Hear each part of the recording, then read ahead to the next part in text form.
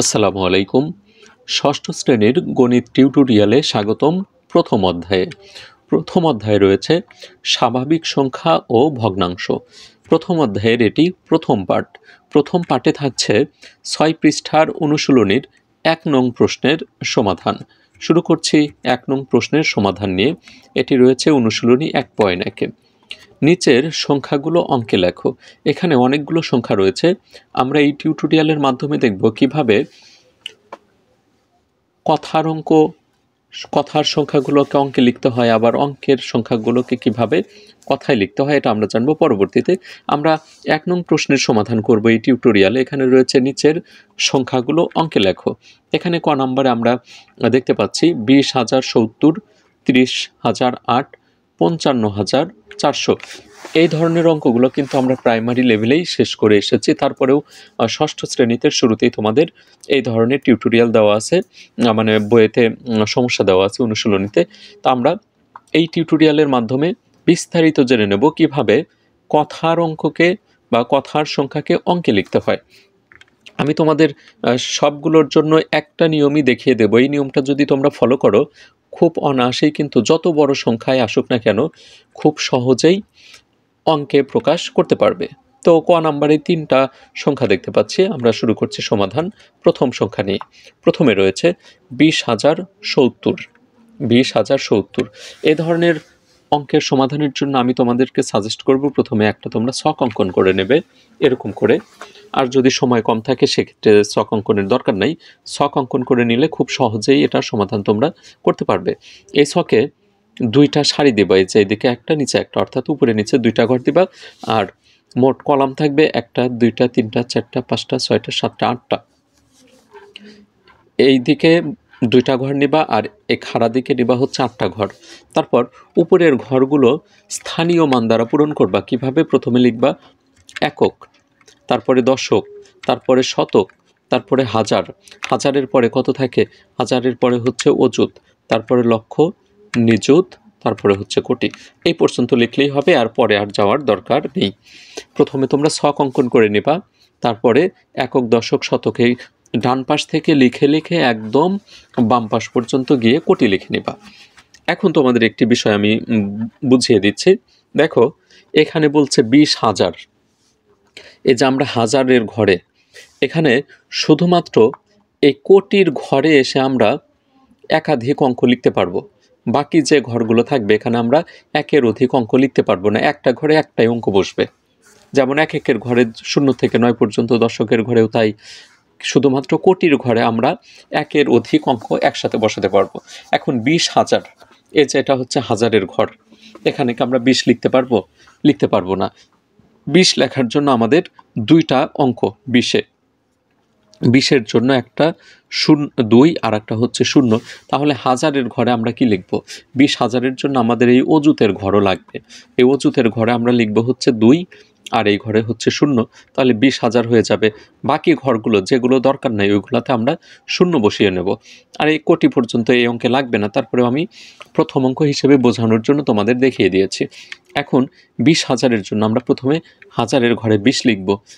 তাহলে 20-এর জন্য 2টা ঘর লাগবে। এই অযুতে আসবো, অযুতে এসে 2 লিখলাম আর এই ঘরে দিলাম 0। তাহলে 20 হয়ে গেল, মানে 20,০০০ হয়ে গেছে। এখন আছে 70। শতক নাই, তাহলে শতক না থাকলে 0। 70-এর জন্য একক এবং দশক পর্যন্ত দরকার। 9 পর্যন্ত যদি থাকে তাহলে আমরা এককে লিখতে পারবো। আর 10 থেকে 99 পর্যন্ত যেতে হবে আমাদের একক এবং দশক এই 2 ঘর মিলে। এখন 70-এর জন্য আমরা দশকের ঘরে বসাই হচ্ছে 7 আর এককের ঘরে 0। তারপরে আমরা উত্তরটা নিচে লিখে দেব। নির্ণয় সংখ্যাটি ২০,০৭০। প্রথম অঙ্ক ক নাম্বার। একটু বেশি কথা বলে ফেললাম যেন তোমরা অনেক সহজেই এটা বুঝতে পারো। এখন বাকি অঙ্কগুলো খুব দ্রুতই শেষ করে দিচ্ছি। 30,০০৮ কর যে দ্বিতীয় কোশ্চেন। 30,০০৮ আমরা অনুরূপভাবে ঘর টানালাম। এখন 30,০০০, এই যে হাজারের ঘর, 30 লেখার জন্য আমাদের 2টা ঘর লাগবে। 2টা ঘরে এই অযুতে বসবে হচ্ছে বামের অঙ্কটি, আর 30-এর ডানের অঙ্কটি বসবে হচ্ছে হাজারের ঘরে। এই যে প্রথমে 3 লিখলাম অজুতের ঘরে, আর 30 মিলানোর জন্য এখানে 0, তাহলে 30 হয়ে গেল। আর হাজারের ঘরে আছে মানেই হচ্ছে 30,000। বাকি ঘরে কিছু না থাকলে 0 বসাবো, কিন্তু যেখানে 8 আছে, 8-এর জন্য আমাদের এককই দরকার। এই এককে 8 বসাবো, আর মাঝের যে দুটি ঘর, এই দুটি ঘরে আমরা 0 বসিয়ে নিচ্ছি। তারপর নিচে উত্তরটা লিখে দিচ্ছি, নির্ণয় সংখ্যাটি 30,008। এখন আমরা কর 3 নং প্রশ্নের সমাধানটা দেখে নিচ্ছি। এখানে আছে 55,400, তাহলে আমরা ছক অঙ্কন করে নিচ্ছি, লিখে নিলাম কোটি পর্যন্ত একক থেকে 55,000, তাহলে 55 লিখে নিই, অজুতে 5, হাজারে 5, তাহলে 55 হয়ে গেল। এখন আছে 400, শতকে আছে 4, তাহলে এই যে শতকের ঘরে 4 লিখলাম, দশক এবং এককে কিছু নাই, এগুলোতে আমরা 0 বসাবো। তারপরে নিচে উত্তরটা লিখে নিচ্ছে। ক নাম্বারের কিন্তু সমাধান শেষ হয়ে গেল। এখন আমরা খ নাম্বারে চলে যাচ্ছি। খ নাম্বারে দুটি প্রশ্ন, 4,05,000 আর 7,02,075। তো প্রথমটা আমরা আগে শেষ করি। 4,05,000, তো আমরা ঘর দিলাম কোটি পর্যন্তই। এখানে চাইলে তোমরা লক্ষ পর্যন্ত যেতে পারো, আমি একবারে ছক দেখিয়ে দিচ্ছি যেন পরবর্তীতে তোমরা কোনো ধরনের ঝামেলাতে না পড়ো। এখন এই ছকে আমরা কোন কোন ঘরে মান বসাবো? লক্ষের ঘরে যেতে হবে। লক্ষে কত আছে? 4 আছে। এখানে আমরা লক্ষে 9 লক্ষ পর্যন্ত লিখতে পারবো। আর 9-এর যদি উপরে থাকে 10, 11 থেকে একদম 99 পর্যন্ত যদি লেখার প্রয়োজন হয়, সেক্ষেত্রে নিযুতের ঘরও নিতে হবে। তা আমাদের 4 আছে, লক্ষের ঘরে 4 লিখে নিলাম। আর 5,000, এই হাজারের ঘরে 5 থাকবে, তাহলে অজুতে কিছু নেই। 5,000 যদি 10,000 থেকে 99,000 পর্যন্ত থাকে, তাহলে আমাদের অজুতের ঘরেরও সাহায্য নিতে হবে। আর এই ক্ষেত্রে আমাদের দরকার নেই, এজন্য 0। 5,000-এর জন্য হাজারের ঘরে 5, শতকও নেই, দশকও নেই, এককে নেই, এগুলোতে আমরা 0 বসিয়ে দেব। তারপরে উত্তরটা লিখে নিচ্ছে। এখন আমরা খর 2 নম্বর প্রশ্নতে চলে যাচ্ছি। 7,02,075, আমরা ঘর অঙ্কন করে নিলাম। লক্ষতে 7, তারপরে 2,000-এ যাবে, অজুতে কিছু নাই। 2,000-এর জন্য এই হাজারের একটা ঘরই যথেষ্ট, তাহলে অজুতের ঘরে 0, হাজারের ঘরে 2। 75 মানে শতক নেই এখানে, শতকের ঘরে 0। 75-এর জন্য একক এবং দশক দরকার, তাহলে দশকে থাকবে 7 আর এককে 5। এই হলো 7,02,075। আমরা গ নাম্বারের সমাধানটা দেখে নিচ্ছি। 76,09,070, প্রথমে এটার সমাধান করে নেই। ছক অঙ্কন করব বরাবরের মতো, একই ছক। 76 লক্ষ, এই যে লক্ষর ঘরে আমরা এক অঙ্ক পর্যন্ত লিখতে পারবো, কিন্তু 76-এর জন্য আমরা জানি 76 মানে 7 এবং 6, তাহলে 7 এবং 6-এর জন্য আমাদের নিযুতের ঘর লাগবে। নিযুতের ঘরে লিখব 7, আর 76 মিলানোর জন্য লক্ষের ঘরে হচ্ছে 6, তাহলে 76 লক্ষ হয়ে গেল। হাজারে আছে হচ্ছে 9,000, অজুতে কিছু নেই, হাজারে 9, এই 9 পর্যন্ত লিখতে পারবো। 9-এর যদি উপরে 1000 থাকে, তাহলে অজুতের ঘরও নিতে হবে। এখন আর কোনো কিছু নাই, বাকি তিনটাতে আমরা 70 আছে এখানে। 70-এর জন্য দশকের ঘরে 7 আর এককের ঘরে 0। তারপর উত্তরটা লিখে দিচ্ছি, 76,09,070। গ নম্বরে যে আরও একটি প্রশ্ন আছে, 30,09,004। 30,09,004, এটা আমরা লিখে নিলাম। ছকে একক দশক থেকে কোটি পর্যন্ত লিখে নিচ্ছি। তারপর 30 লক্ষ, এই যে 30 লিখবো এখানে, নিযুতের ঘরে 3, লক্ষর ঘরে 0, তাহলে 30 লক্ষ হয়ে গেল। এখন 904 হাজারে নাই, তাহলে হাজারের ঘরগুলোতে আমরা 0 বসাই। শত আছে, শততে হচ্ছে 900, তাহলে এখানে আমরা 9 লিখলাম। আর 4 মানে 4-এর জন্য এককই দরকার, দশকে 0, তা আমরা শেষে উত্তরটা লিখে নিচ্ছি। এখন আমরা ঘ নংয়ের সমাধানটা দেখে নেই। 5,03,02,007, এখানে একদম কোটি পর্যন্তই দেওয়া আছে। 5,03,02,007, আমরা কোটির ঘরে কত লিখব? 5 কোটি আছে, তাহলে কোটির ঘরে 5 লিখলাম। লক্ষতে 3 লক্ষ, 3 লক্ষর জন্য এক অঙ্কই যথেষ্ট, লক্ষ পর্যন্তই। নিযুতে তাহলে 0, লক্ষের ঘরে 3 লিখলাম। হাজারের ঘরে 2,000, 2,000 লেখার জন্য এই হাজারের ঘরে 2 বসবে, অজুতে কিছু লাগবে না, মানে 0।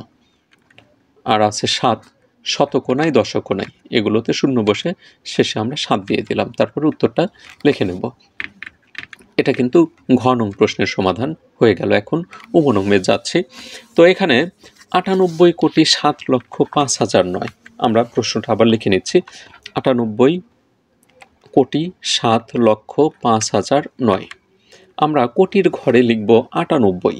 আমি প্রথমেই বলেছিলাম কোটির ঘরে এক অঙ্ক না, যত অঙ্ক দরকার, যত কোটি বলুক, 1000 কোটিও যদি বলে এখানে 1000 লিখে নেব, যদি 100 কোটি বলে 100 লিখব, এখানে 98 আছে, কোটির ঘরে 98 লিখে নিলাম, তাহলে কোটি শেষ। এখন 7 লক্ষ, 7 লক্ষ লেখার জন্য কি নিযুত দরকার? 7 লক্ষতে একটা মাত্র অঙ্ক 7, নিযুত আমার দরকার নাই, নিযুতে শূন্য বসিয়ে নিলাম, লক্ষতে 7। তারপরে হাজারে আছে 5000, 5000-এর জন্য শুধু 5 লিখতে হয়, 5 আমরা একটা অঙ্ক এটা হাজারের ঘরে লিখব, অজুতে থাকবে 0। তারপরে আছে 9, শতক নেই, দশক নেই, শেষে আমরা 9 লিখে দিচ্ছি। তারপরে উত্তরটা কিন্তু পেয়ে গেলাম, নির্ণয় সংখ্যাটি। সুপ্রিয় শিক্ষার্থীবৃন্দ, এখন চলে যাচ্ছি পরের প্রশ্ন চতে। চর সমাধানের আগে তোমাদেরকে রিকোয়েস্ট করব, তোমরা যদি ষষ্ঠ শ্রেণীর শিক্ষার্থী হয়ে থাকো এবং ধারাবাহিকভাবে টিউটোরিয়ালগুলো পেতে চাও, তাহলে অবশ্যই চ্যানেলটিতে সাবস্ক্রাইব করে রাখবে। আমি চেষ্টা করব ধারাবাহিকভাবে ষষ্ঠ শ্রেণীর টিউটোরিয়ালগুলো আপলোড করে দেওয়ার জন্য। প্রথমে আমরা ছকটা অঙ্কন করব। আমরা একক দশকগুলো লিখে নিচ্ছি। 102 কোটি, তাহলে 102 লিখব কোটির ঘরে, যে 102। লক্ষ নাই, আছে 5000, তাহলে নিযুত লক্ষ এই ঘরগুলোতে 0 বসিয়ে নিলাম। 5000 লেখার জন্য কি অযুতের ঘর প্রয়োজন? নাই, তাহলে 0, হাজারের ঘরে 5। অযুত কখন লাগবে? যখন 9-এর উপরে হাজার থাকবে, যেমন 10,000, 11, 12, এইভাবে 99,000 পর্যন্ত থাকে। 10 থেকে 99,000 পর্যন্ত এর ভিতরে কোনো একটা যদি থাকে, সেক্ষেত্রে অযুতের ঘর লাগবে। শতক আছে 700, তাহলে শতকের ঘরে 7। 8 আছে 708, তাহলে দশকে কিছু নাই, এককে 8। তারপরে নির্ণয় সংখ্যাটি লিখে নিলাম। এখন আমরা তারপরের প্রশ্নে চলে যাচ্ছি। 6 নাম্বার, 955 কোটি 7,90,000। আমরা ছক অঙ্কন করব, লিখে নিলাম কোটি, নিযুত, লক্ষ, অযুত, একক পর্যন্ত। 955 কোটির ঘরে লিখব 955, তাহলে কোটির ঝামেলা শেষ, এই পর্যন্ত হয়ে গেছে। এই যে 955 কোটি, এই পর্যন্ত শেষ। এখন আছে 7 লক্ষ। আমরা আবারও বলছি, লক্ষর ঘরে 10-এর উপরে যদি লক্ষ থাকে, তাহলে নিযুত ঘরের অবশ্যই দরকার, আর 10-এর নিচে যদি থাকে তাহলে নিযুত আর লাগবে না। আছে 7 লক্ষ, তাহলে নিযুতের দরকার নেই, এখানে 0। 7 লক্ষের ঘরে 7 লিখে নিলাম। আর আছে হচ্ছে 90। 90 আমরা জানি 9 এবং 0, 9 হচ্ছে দশকের স্থানে। এই যে মাঝের যে ঘরগুলো শতক পর্যন্ত সবগুলো 0 বসবে, আর এখানে দশকের ঘরে 9 এবং এককে 0। তারপরে নিচ দিয়ে উত্তরটা দেখিয়ে দিলাম। এখন আমরা চলে যাচ্ছি বর্গীয় জ নং প্রশ্নে। 3,500 কোটি 85,921। তো আমরা ছক অঙ্কন করব। ছকে কোটির ঘরে কত লিখব? 3,500 কোটি। এই যে 3,500 মানে 3500 কোটি লিখে ফেলেছি। লক্ষতে আছে কত? লক্ষতে আছে 85 লক্ষ। এই যে 9-এর উপরে লক্ষ, মানে আমাদের নিযুতের ঘর দরকার। 85 লেখার জন্য আমাদের 8 এবং 5 লিখতে হবে, যেটা লক্ষের মধ্যেই থাকবে। তাহলে নিযুতের ঘরে 8 লিখলাম, লক্ষের ঘরে 5, তাহলে 85 লক্ষ হয়ে গেল। তারপরে আছে 921। শতকে আছে 900, অযুত লাগবে না, হাজার লাগবে না, শতকে হচ্ছে 9। 21-এর জন্য দশকে 2, এককে 1। শেষে উত্তরটা লিখে নেব। উত্তরে আমরা এই যে উপরের যে মানগুলো, এটাই হুবহু লিখে নেব। তারপর আমরা ঝ নং প্রশ্নে চলে যাচ্ছি। এখানে আমরা আন্তর্জাতিক রীতি অনুযায়ী যে গণনা কার্য, সেই পদ্ধতিটা দেখতে পাচ্ছি। 50,301,538,000, এগুলো আবার কিভাবে লিখব? একই ধরনের ছক আমরা অঙ্কন করে নিলাম। বিলিয়ন পর্যন্তই লিখব এখানে। প্রথমে একক, তারপরে থাকবে হচ্ছে দশক, তারপরে শতক, তারপরে হাজার। হাজারের পরে থাকবে হচ্ছে মিলিয়ন, তারপরে থাকবে বিলিয়ন। এখন আছে 50 বিলিয়ন, তাহলে বিলিয়নের ঘরে 50 লিখে দেব। তারপরে আছে হচ্ছে 301 মিলিয়ন, মিলিয়নের ঘরে 301 লিখব। হাজার যে কয়েকটা থাকুক এখানে লিখতাম, আছে হচ্ছে হাজার নাই, তাহলে হাজার 538,000 আছে, তাহলে এখানে আমরা লিখব 538। শতক, একক, দশক, একক নাই, এগুলোতে আমরা 0 বসিয়ে দেব। তারপর শেষে উত্তরটা লিখে দিচ্ছি। সুপ্রিয় শিক্ষার্থীবৃন্দ, স্বাভাবিক সংখ্যা এবং ভগ্নাংশের ষষ্ঠ শ্রেণীর টিউটোরিয়ালটি এই পর্যন্তই থাকবে। পরবর্তী টিউটোরিয়ালের আমন্ত্রণ জানিয়ে বিদায় নেব। তার পূর্বে তোমাদেরকে রিকোয়েস্ট করব, ভিডিওগুলোর দ্বারা যদি তোমরা উপকৃত হবে এরকম মনে করো, তাহলে চ্যানেলটিতে অবশ্যই সাবস্ক্রাইব করে রাখবে। আর কে কোন স্কুল থেকে দেখছো, মানে কে কোন স্কুলের শিক্ষার্থী, তোমরা কমেন্টস বক্সে তোমাদের স্কুলের নাম লিখে দিতে পারো। বিদায় নিচ্ছি ষষ্ঠ শ্রেণীর প্রথম টিউটোরিয়াল থেকে। সবাই সুস্থ থাকো, ভালো থাকো, আল্লাহ হাফেজ।